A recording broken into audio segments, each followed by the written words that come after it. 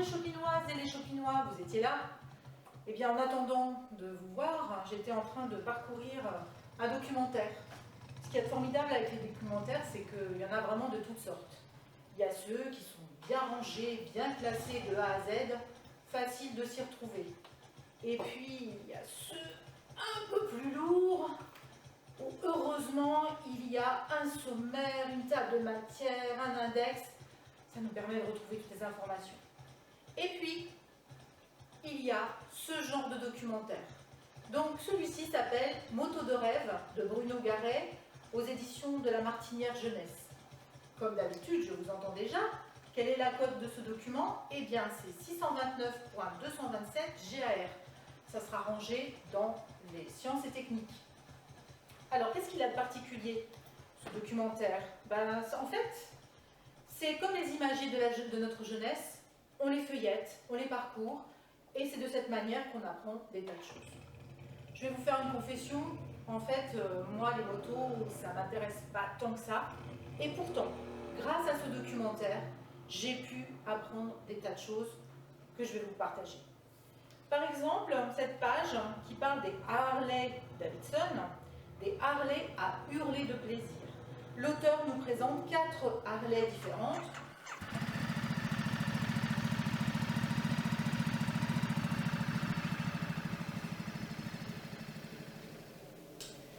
Donc je ne vais pas tout vous lire, je vais juste vous présenter une des parties qui s'appelle The Road, du fun dans les runs. Quelle gueule et quelle sonorité! En 2001, Harley Davidson s'associe à la marque automobile Porsche pour sortir une moto au biodesign avec un fabuleux double pot d'échappement tout en chrome. Ramassée, trapue, la V-Road est une machine d'homme de 115 chevaux pour 1100 cm3 qui abat le 200 mètres départ arrêté en 7 secondes. Elle se pare de coloris vifs qui tranchent avec les tonalités précédentes. Elle mettra le feu dans le cœur des passionnés qui n'en demandaient pas tant. Alors, ce qui est intéressant aussi, c'est que il y a une présentation de tout un tas de motos, y compris la Vespa, une moto mythique.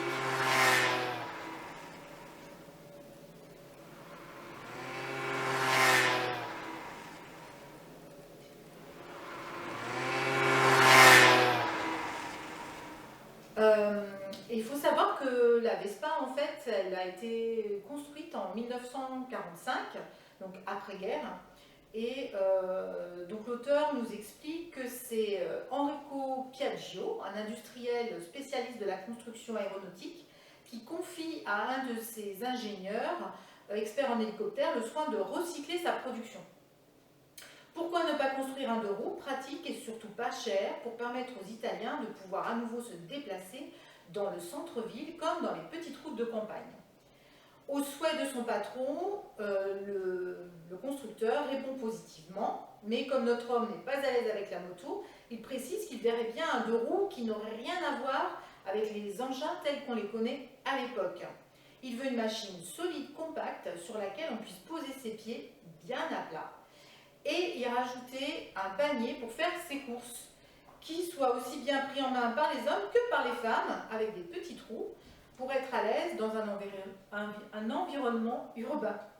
C'est ainsi que naît le premier vrai scooter de l'histoire, la Vespa. Et est-ce que vous savez ce que ça veut dire, Vespa? Eh bien, Enrico Piaggio, qui voit le prototype, s'écrie, on dirait, une guêpe, donc Vespa en italien. Ce qui ne l'empêche pas de la vendre à un prix pas très sympathique, puisque pour en acquérir une, il fallait débourser l'équivalent de 6 mois de salaire d'un ouvrier de l'époque. Et pour finir, une dernière petite présentation qui me paraît tout à fait intéressante, c'est la présentation de la combinaison des motards. Le chapitre s'intitule Assurance vie. En fait, on nous présente 6 protections.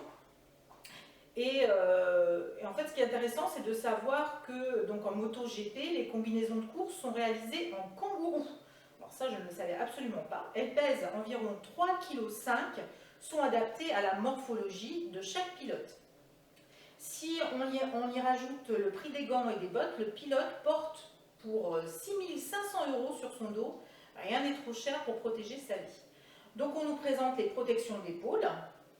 Son but est d'absorber les impacts en cas de chute, de faciliter la glisse sur l'asphalte du circuit. La plaque dorsale, qui est un assemblage rigide et de mousse densifiée pour protéger le dos du pilote, évidemment, en cas de chute. La bosse dorsale, qui en fait réduit le taux de pénétration dans l'air. Les bottes, aussi en polyuréthane, rigides, hautes. Les sliders, alors c'est la partie qui protège les genoux des frottements ou du choc. C'est une pièce capitale parce qu'en virage, les genoux des pilotes frottent le sol. Sans doute avez-vous déjà vu ces images où les pilotes sont complètement penchés sur les pistes. Et puis les gants, évidemment, donc réalisés en cuir de kangourou et de chèvre, avec des renforts au niveau des articulations des doigts. Il faut savoir aussi que tous les pilotes portent une sous-combinaison pour faciliter l'enfilage de la combinaison extérieure en cuir, et elle est censée évacuer la transpiration. En course, les pilotes suent abondamment et peuvent perdre plusieurs kilos lors d'une compétition.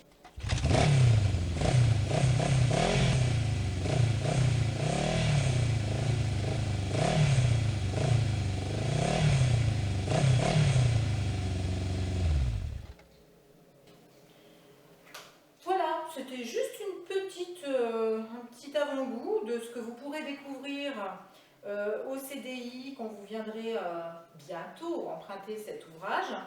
Donc je vous rappelle qu'il s'intitule Moto de rêve, et c'est Bruno Garret qui nous fait cette superbe présentation. Alors n'oubliez pas, vous avez jusqu'au 3 avril pour m'envoyer des poèmes, des textes, de ce que vous vivez en ce moment, de ce que vous ressentez en ce moment dans le cadre du Printemps des Poètes. Je garantis à tous les participants une petite récompense, et le 3 avril, je lirai donc les textes. J'en ai déjà reçu quelques-uns, donc continuez à m'en envoyer sur mon bureau numérique ou sur brigitte.decker@ac-nancy-metz.fr. Allez, à bientôt. Je vous rappelle, restez chez vous, mais délivrez votre esprit.